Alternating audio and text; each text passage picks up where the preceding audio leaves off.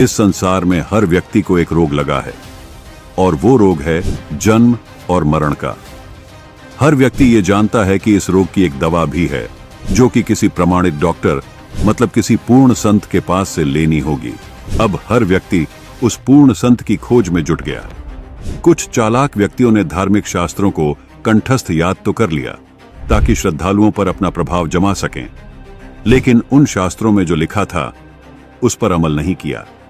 साथ ही जन्म मरण रूपी रोग की दवाई अपने पास होने का दावा भी करने लगे। लोगों ने उन तथाकथित गुरुओं से राम नाम रूपी दवाई लेना शुरू कर दिया। शरीर में कोई आराम न होते देख श्रद्धालुओं ने अपने धर्मगुरुओं से शिकायत की तो धर्मगुरुओं ने कहा, प्रत्येक व्यक्ति अपने किए कर्मों का फल भोगता है। यहाँ तक कि राम जी को भी अपने कर्मों के कारण राम बन के आना पड़ा, सीता के पीछे घूमना पड़ा। ये आपके प्रारब्ध का कर्म है, ये तो आपको भुगतना ही पड़ेगा। हमारे भगवानों ने भी कर्म का फल भुगता था। आप ये दवाई खाते रहो, मतलब राधे राधे, हरे राम हरे कृष्ण आदि मंत्र जपते रहो। इससे आपका प्रारब्ध तो नहीं कटेगा, लेकिन आपका जन्म मरण रूपी रोग जरूर कट जाएगा। श्रद्धालु नाम जाप करता रहा और अंत में मृत्यु को प्राप्त हो गया। जब श्रद्धालु धर्मराज के पास गया और उसका कर्मों का हिसाब हुआ तो बड़े कॉन्फिडेंस से श्रद्धालु ने कहा, अब मेरी जन्म मृत्यु नहीं होगी, अब मुझे पूर्ण मोक्ष मिल जाएगा। धर्मराज ने थोड़ी शंका के भाव से उस श्रद्धालु की ओर देखा। श्रद्धालु ने कहा कि क्या मैं गलत कह रहा हूं? धर्मराज ने पूछा कि आपका गुरु कौन है? श्रद्धालु ने अपने गुरु का नाम बताया और जितने भी लोग धर्मराज के दरबार में मौजूद थे सबने अपने अपने गुरु का नाम बता दिया। धर्मराज ने अपनी बही देखी और कहा कि आप लोगों में से किसी ने भी उस पूर्ण संत से नाम जाप अथवा नाम दीक्षा नहीं ली। आप सबको दोबारा जन्म मृत्यु में जाना होगा। जो नाम जाप आपके गुरुओं ने आपको दिया है वो नकली है, वो सही नहीं है, आपके साथ धोखा हुआ है। सभी ने कहा कि इसमें हमारी क्या गलती है?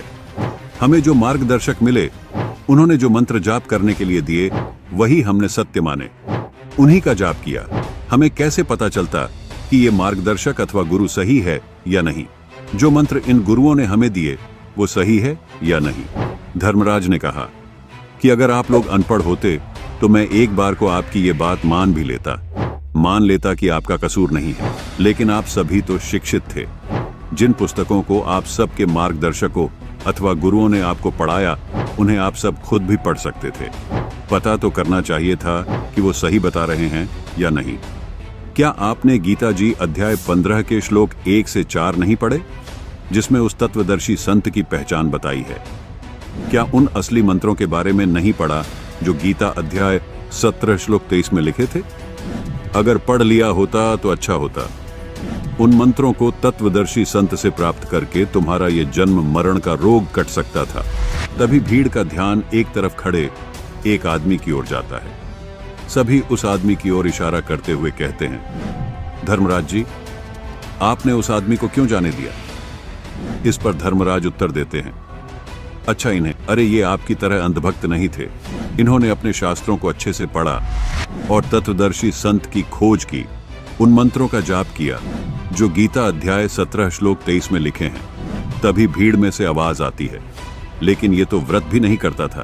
तभी धर्मराज उत्तर देते हैं, हाँ, इन्होंने बिल्कुल ठीक किया जो व्रत नहीं किए, क्योंकि गीता अध्याय 6 श्लोक 16 में व्रत करना मना किया है। भीड़ से दोबारा आवाज आती है, लेकिन ये तो श्राद्ध और पितृ पूजा भी नहीं करता था।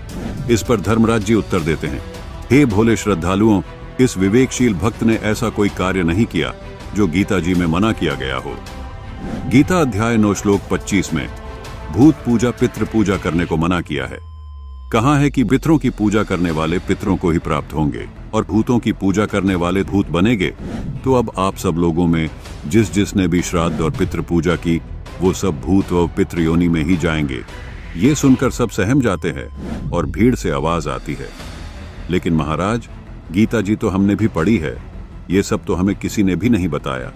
धर्मराज कहते हैं, इसीलिए तो गीता अध्याय 4 श्लोक 34 में तत्वदर्शी संत की तलाश करने को कहा है।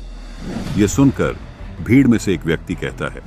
लेकिन आज वर्तमान में ऐसा तत्वदर्शी संत है कौन? सभी तो अपने आप को तत्वदर्शी संत बता रहे हैं। इस पर वह आदमी उत्तर देता है जिसकी तरफ सभी लोग इशारा कर कर धर्मराज को ये कह रहे थे कि आपने इनको क्यों जाने दिया। भाइयों, आपको मेरी बात जरा गौर से सुननी चाहिए। आप जिस साधना को सनातनी पूजा समझकर करते रहे, वो दरअसल सनातनी पूजा नहीं थी। आज मैं आपको बताता हूं सनातनी पूजा क्या है, जो मुझे संत रामपाल जी महाराज ने बड़े ही सरल और सटीक प्रमाणों के जरिए समझाई थी। गीता अध्याय 4 श्लोक 1 और 2 में गीता ज्ञानदाता ब्रह्म अर्जुन को कह रहा है कि हे अर्जुन, जो ज्ञान मैं आज आपको बता रहा हूं, यही वेदों और गीता वाला ज्ञान मैंने सबसे पहले सूर्य को कहा था, जिसमें सनातन धर्म की यथार्थ भक्ति साधना थी। वही ज्ञान सूर्य ने अपने पुत्र मनु को दिया, मनु ने अपने पुत्र इक्ष्वाकु को दिया। उसके बाद ये ज्ञान कुछ राज ऋषियों तक पहुंचा और फिर नष्ट हो गया, मतलब लुप्त हो गया। ये सनातन धर्म वाली साधना इक्ष्वाकु वंशी राज ऋषि नाभिराज तक पहुंची, जो कि आखिरी कुलकर थे। आखिरी कुलकर उनको कहा जाता था जो अपने कुल की साधना को करने वाला आखिरी वंश होता था। उसके बाद नाभिराज के पुत्र ऋषभदेव ने सनातन पूजा को छोड़कर घोर तप करना शुरू कर दिया, और इसी घोर तप वाली साधना को, जो मनमाना आचरण था, ऋषभदेव के पौत्र मारीच ने भी किया। तब से ये मनमाना आचरण समाज में शुरू हो गया।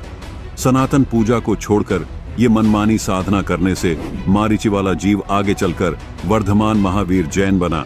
वर्धमान महावीर जैन वाली आत्मा का आगे चलकर कितना बुरा हाल हुआ, ये किसी से भी छिपा नहीं है।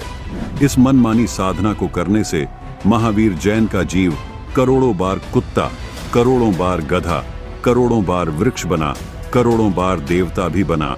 लेकिन ऐसे देवता बनने का क्या फायदा जिसके बाद इतनी दुर्गति हो और वापस जन्म मरण में आना पड़े। जिस मनमानी साधना से वर्धमान महावीर जैन का ये हाल हुआ, वही मनमानी साधना आपसे आपके धर्मगुरु करवा रहे थे। गीता जी को बोले हुए 5600 वर्ष हो चुके हैं। आपके नकली धर्म गुरुओं ने गीता को पढ़ा तो सही, लेकिन गीता को समझ नहीं पाए, जिस कारण उसको फॉलो नहीं कर पाए।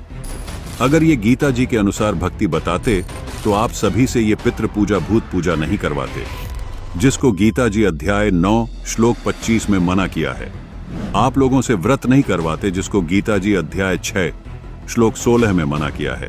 आप लोगों से राधे राधे, हरे कृष्ण, हरे राम आदि मंत्र नहीं जपवाते। यदि आपके धर्मगुरु सच में तत्वदर्शी संत होते तो वो आप लोगों को ओम मंत्र की साधना बताते, जो गीता अध्याय 8 श्लोक 13 में बताई है। आपको पूर्ण मोक्ष मंत्र की जानकारी देते, जिसके बारे में गीता अध्याय 17 श्लोक 23 में बताया है। लेकिन दुर्भाग्य की बात है, जो साधना आप लोगों से आपके तथाकथित धर्मगुरु करवा रहे थे, उस साधना से वो खुद भी नरक में जाएंगे, और आज आपको भी नरक में भिजवा दिया। वर्तमान में केवल संत रामपाल जी महाराज एकमात्र ऐसे संत हैं जो गीता जी में वर्णित भक्ति साधना करवाकर इस सनातनी पूजा का पुनरुत्थान कर रहे हैं। वरना इन नकली धर्म गुरुओं ने तो सनातनी पूजा का बेड़ा गर्क कर रखा है। तभी भीड़ से आवाज आती है, मैं तो पहले ही कहता था ये संत जो इतनी पुस्तकें बार बार पढ़कर सुना रहा है, ये जरूर हमारी भलाई के लिए ही बता रहा होगा। लेकिन हमारी ही मति मारी गई थी, जो नकली धर्म गुरुओं के चक्कर में पड़ गए। महाराज, ये सारा दोष उन नकली धर्म गुरुओं का है। आप उन्हें सजा दीजिए, हमें जाने दीजिए, एक मौका और दीजिए। धर्मराज कहते हैं, मैं भगवान के विधान में बंधा हूं, जो विधान कहेगा वही करूंगा। उन नकली धर्मगुरुओं के लिए भी भगवान का विधान है, जो गलत मंत्र जाप करने के लिए श्रद्धालुओं को देता है, जो गलत भक्ति साधना बताकर किसी के मनुष्य जीवन से खेलता है। उनको यहाँ उल्टा लटकाया जाता है। उन सबको नरक में डाला जाता है जिन्होंने गलत साधना की और करवाई है। इसलिए आप सबको पहले यहाँ नरक में यातनाएं सहन करनी होंगी, और फिर दोबारा जन्म मृत्यु का दुख भोगने के लिए 84 लाख योनियों में जाना होगा। दर्शकों, ठीक वैसा ही आज ये धर्मगुरु आपके साथ कर रहे हैं। आपको मनमानी साधना, नाम जाप करने को दे रहे हैं, जिससे आपका जन्म मरण रूपी रोग नहीं कट सकता। आज के समय में प्रमाणित पूर्ण संत केवल संत रामपाल जी महाराज हैं, जो गीता जी में लिखे मंत्र जाप, गीता जी में बताई भक्ति साधना भक्त समाज को देकर पूर्ण मोक्ष के अधिकारी बना रहे हैं। तो दर्शकों, इस एपिसोड में आपने देखा किस प्रकार आदि सनातन धर्म की सनातनी पूजाओं को इन तथाकथित धर्म गुरुओं ने खत्म कर दिया है। मनमाने मंत्र जाप देकर, शास्त्र विरुद्ध साधनाएं बताकर पाखंड और दिखावे को सनातन से जोड़ दिया है। लेकिन इन सब के बीच मात्र एक